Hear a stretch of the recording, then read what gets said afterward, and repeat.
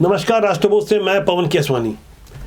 छत्तीसगढ़ के पूर्व मुख्यमंत्री भूपेश बघेल के लिए लगता है मुसीबतें पीछा छोड़ने का नाम नहीं ले रही है। पहले ही वो आरोपी हैं 508 करोड़ रुपए के एक्सटॉर्शन मनी के, जो महादेव सट्टा बुक वाले मामले में उनके विरुद्ध इसी साल मार्च में एफआईआर दर्ज हुई है। वो नामजद आरोपी हैं। अब एक और बड़े आर्थिक घोटाले के भी वो आरोपी हो गए हैं। भूपेश बघेल के विरुद्ध भारतीय जनता पार्टी ने जिस तरह के गंभीर आरोप लगाए हैं और उन आरोपों के बाद गुस्से में आ गए भूपेश बघेल ने साफ तौर पर कुछ धमकी दे दी। आज इस विषय को हम समझने की कोशिश करेंगे कि आखिर छत्तीसगढ़ में 5 साल तक राज करने वाले भूपेश बघेल ने अब क्या कुछ नया गुल खिलाया है जो उनके विरुद्ध बेहद ही गंभीर आरोप लगे हैं। यह नया घोटाला है बिटकॉइन से जुड़ा हुआ, जिसके तार साफ तौर पर छत्तीसगढ़ के गौरव मेहता और भूपेश बघेल से भी जुड़े हुए बताए जा रहे हैं। इस बारे में छत्तीसगढ़ के मुख्यमंत्री विष्णुदेव साय ने कहा है कि वो तो जांच में सब आ जाएंगे, किसके तार कहां कहां जुड़े हैं, कोई बक्से थोड़े जाएंगे। इसी तरह राधिका खेड़ा से लेकर अमित मालवीय तक भूपेश बघेल को आरोपी बताया है और भारतीय जनता पार्टी छत्तीसगढ़ के महामंत्री संजय श्रीवास्तव ने तो साफ तौर पर भूपेश बघेल और उनके करीबियों को कटघरे में खड़ा करते हुए बिटकॉइन घोटाले मामले का एक तरीके से भूपेश बघेल को सरगना या संरक्षक ही बता दिया है। बेहद हैरान करने वाले और बेहद गंभीर आरोप लगे हैं। इन आरोपों को हम समझने की कोशिश करते हैं कि आखिर रायपुर का गौरव मेहता किस तरह से चर्चा में है और भूपेश बघेल की बिटकॉइन घोटाले मामले में किस तरह से भूमिका सामने आ रही है। इस बारे में बाकायदा प्रेस कॉन्फ्रेंस लेकर संजय श्रीवास्तव ने जैसा कि बताया कि भूपेश बघेल के बेहद करीबी या तो जेल पर हैं या बेल पर हैं। सौम्य चौरसिया का खास तौर से नाम लिया गया। अनिल टुटेजा, समीर बिश्नोई जैसे तमाम नामों की उन्होंने एक सूची तैयार कर मीडिया के सामने भूपेश बघेल का नाम लेकर उन्हें संरक्षक बताया, उन्हें सरगना बताया। तमाम भ्रष्टाचार में जो छत्तीसगढ़ बदनाम हुआ है कांग्रेस की सरकार के समय, एक बार फिर से इस तरह की चीज़ें सामने आ रही हैं कि इस मामले बिटकॉइन मामले में भी छत्तीसगढ़ के जो लोग हैं, छत्तीसगढ़ के जो कांग्रेस के लोग हैं, पूर्व मुखिया, इनके नाम आखिर उस एक्सपोज पर क्यों अंकित किए जा रहे हैं। गौरव मेहता के आखिर संबंध हमारे कांग्रेस के नेताओं से कितने हैं और इस मामले में उनका क्या विषय है। भाजपा की ओर से संजय श्रीवास्तव ने कहा कि छत्तीसगढ़ को भूपेश बघेल ने बदनाम कर दिया।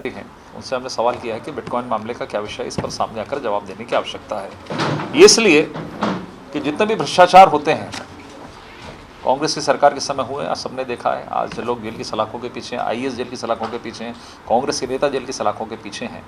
उन सभी का संरक्षण करने में हमेशा पूर्व मुख्यमंत्री भूपेश बघेल जी सामने आते दिखाई दे रहे हैं। अब बारी थी भूपेश बघेल की। हालांकि भूपेश बघेल के ऊपर पहले भी कई आरोप लगते रहे हैं घपले घोटाले के, लेकिन इस बार तो साहब कुछ ज्यादा ही गुस्से में आ गए। उनके तेवर और गुस्से को समझने की हम कोशिश करते हैं।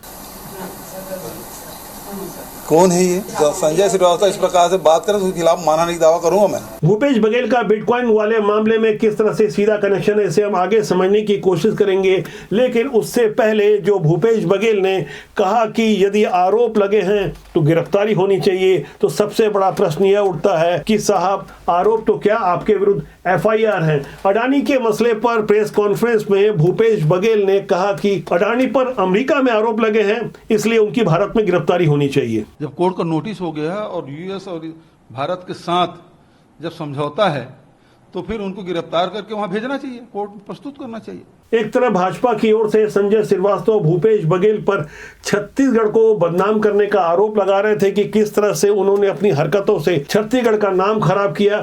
वहीं भूपेश बघेल अडानी वाले मसले पर यह समझाने की कोशिश कर रहे थे कि किस तरह से पूरी दुनिया में भारत की थूथू हो रही है। मिट्टी के मोल हमारी इज्जत रातों रात बन गई है। आज पूरे देश का दुनिया में भारत की थूथू हो रही है, हमारी इज्जत है,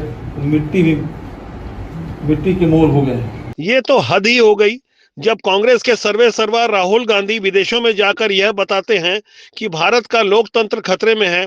तब क्या भारत की इज्जत नहीं उतरती? तब क्या भारत की साख को बट्टा नहीं लगता?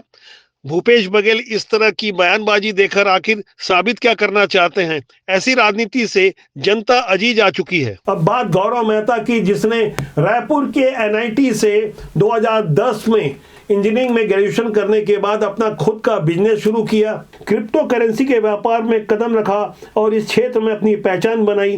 वो एक साइबर एक्सपर्ट के रूप में काम कर चुका है। गौरव ने इसी वजह से कई लोगों को क्रिप्टो करेंसी में निवेश करने की सलाह देनी शुरू की। गौरव मेहता ने जो कंपनी बनाई कैटटेक्स, जिसका वो खुद सीईओ था, लोगों का विश्वास जीतने के लिए गौरव ने सोशल मीडिया में पुणे पुलिस द्वारा सम्मानित करने के एक सर्टिफिकेट की कॉपी डाली, जिसमें गौरव मेहता ने खुद को ईडी का फॉरेंसिक ऑडिटर बताया है। अपनी कंपनी कैटटेक्स के माध्यम से वह निवेशकों को क्रिप्टो करेंसी में निवेश करने और टैक्स बचाने के तरीकों के बारे में काउंसलिंग देता था। देखते ही देखते दिन दुनी रात चौगनी उसने तरक्की की, लेकिन 2 दिन पहले ही भारत की मीडिया के माध्यम से गौरव मेहता के नाम की जितनी ज्यादा चर्चा हुई, जिसके तार महाराष्ट्र के विधानसभा चुनाव के अलावा सीधे तौर पर छत्तीसगढ़ से जुड़े हुए बताए गए। विधानसभा चुनाव के एक दिन पहले यह खुलासा कभी नहीं होता यदि महाराष्ट्र के पूर्व आईपीएस रविन्द्रनाथ पाटिल ने आरोप नहीं लगाया होता, जहां उन्होंने खुलासा किया कि महाराष्ट्र चुनाव में बिटकॉइन घोटाले के पैसों का इस्तेमाल किया गया। राष्ट्रवादी कांग्रेस पार्टी की नेता सुप्रिया सुले और महाराष्ट्र कांग्रेस के अध्यक्ष नाना पटोले ने रायपुर के गौरव मेहता से संपर्क किया, उन्हें चुनाव खर्च करने के लिए बिटकॉइन के बदले कैश मांगे, जिसका ऑडियो भी उन्होंने उजागर किया। देश की राजनीति में हलचल मचा देने वाले इस खुलासे के बाद भारतीय जनता पार्टी के सबसे चर्चित और लोकप्रिय प्रवक्ता doctor Sudhanshu Trivedi press conference के माध्यम से सामने आते हैं, जिसमें वो कांग्रेस से 5 सवाल करते हैं। पहला सवाल, क्या नाना पटोले और सुप्रिया सुले ने बिटकॉइन में कारोबार किया? क्या डीलर ने गौरव मेहता और अमिताभ गुप्ता से संपर्क किया? तीसरा, कॉल रिकॉर्डिंग में आवाज सुप्रिया सुले की है या नहीं? चौथा, क्या वह चैट उनकी है या नहीं? और 5वां सवाल जो सीधे छत्तीसगढ़ से जुड़ा हुआ है, इस ऑडियो में जिसे बिग पीपल कहा गया है वो कौन लोग हैं? सीधे तौर पर इस बारे में भारतीय जनता पार्टी ने भूपेश बघेल का नाम लेकर गंभीर आरोप लगाए हैं। डॉक्टर सुधांशु त्रिवेदी की तरह संजय श्रीवास्तव ने भी भूपेश बघेल से प्रश्न पूछे हैं। इसी तरह कांग्रेस की एक पुरानी नेत्री रही, कांग्रेस की राष्ट्रीय प्रवक्ता रही राधिका खेड़ा, जो लोकसभा चुनाव के एंड पहले कांग्रेस छोड़कर भारतीय जनता पार्टी में शामिल हो गई, मौजूदा समय में भाजपा की प्रवक्ता है, उन्होंने सोशल मीडिया प्लेटफॉर्म एक्स पर प्रश्न करते हुए भूपेश बघेल को कटघरे में खड़ा किया है और महादेव बुक की याद दिलाते हुए उन्होंने लिखा है कि बिटकॉइन मामले में लिप्त जिस गौरव मेहता के यहाँ छत्तीसगढ़ में कार्रवाई हुई है, उसके पूर्व सीएम भूपेश बघेल से क्या संबंध थे? महादेव ऐप वाले मामले से यह स्पष्ट हुआ है कि कांग्रेस सरकार में आर्थिक मामलों के तार इंटरनेशनल गिरोह से जुड़े रहे हैं। ऐसे में बिटकॉइन घोटाले का यह खुलासा बहुत महत्वपूर्ण है। कांग्रेस और भूपेश बघेल को इसका जवाब देना चाहिए। मौजूदा समय में जिस तरह से भूपेश बघेल के बेहद करीबी लोग जेल में हैं या कुछ लोग बेल में हैं, ऐसे में भूपेश बघेल के ऊपर भी गिरफ्तारी की तलवार लटक रही है। जब भूपेश बघेल अडानी वाले मामले में केंद्र सरकार से प्रश्न करते हैं कि आरोप लगे हैं तो गिरफ्तारी होनी चाहिए, क्या भूपेश बघेल जी यही सवाल खुद के लिए लागू कर सकते हैं?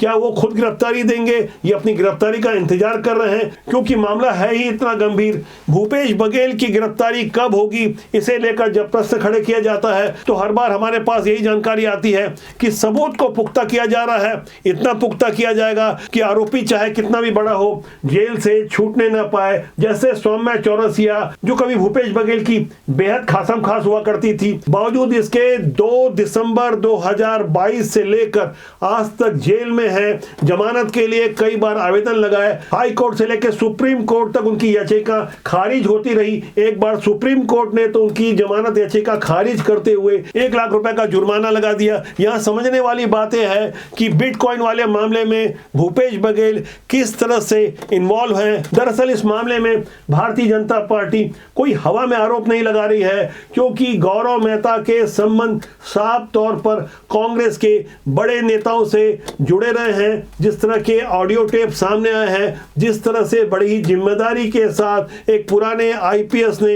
यह खुलासा किया है, महाराष्ट्र कांग्रेस के अध्यक्ष नाना पटोले की इसमें भूमिका सामने आ रही है। और भूपेश बघेल जिन्होंने हाल में ही छत्तीसगढ़ में लोकसभा उसके पहले विधानसभा चुनाव में अपनी महत्वपूर्ण भूमिका निभाई, 5 साल तक मुख्यमंत्री रहे, उन्हीं के कार्यकाल में गौरव मेहता का कारोबार फलता फूलता रहा। बिटकॉइन जो एक क्रिप्टो करेंसी है, जिसे वर्चुअल या डिजिटल करेंसी भी कहा जाता है, ये रुपयों या डॉलर जैसी करेंसी की तरह क्रिप्टो करेंसी में भी जिसका लेन देन डॉलर या रुपयों की तरह होता है। दुनिया में इस वक्त 4000 से ज़्यादा क्रिप्टो करेंसी का चलन है, लेकिन बिटकॉइन इसमें सबसे ज़्यादा पॉपुलर है। हर बिटकॉइन ट्रांजैक्शन ब्लॉकचेन के जरिए पब्लिक लिस्ट में रिकॉर्ड होती है, जो डिसेंट्रलाइज तरीके से अलग अलग यूजर द्वारा किया जाने वाला एक रिकॉर्ड मेंटेन सिस्टम है। इसी बिटकॉइन क्रिप्टो करेंसी की कोई वैधानिक मान्यता नहीं है। भारत ने इस बारे में अपना रुख स्पष्ट कर दिया है। यही कारण रहा कि गौरव मेहता जैसे लोगों के माध्यम से दुबई में अरबों रुपए की बिटकॉइन कैश कराई गई, जिसकी ऑडियो रिकॉर्डिंग सामने आई है।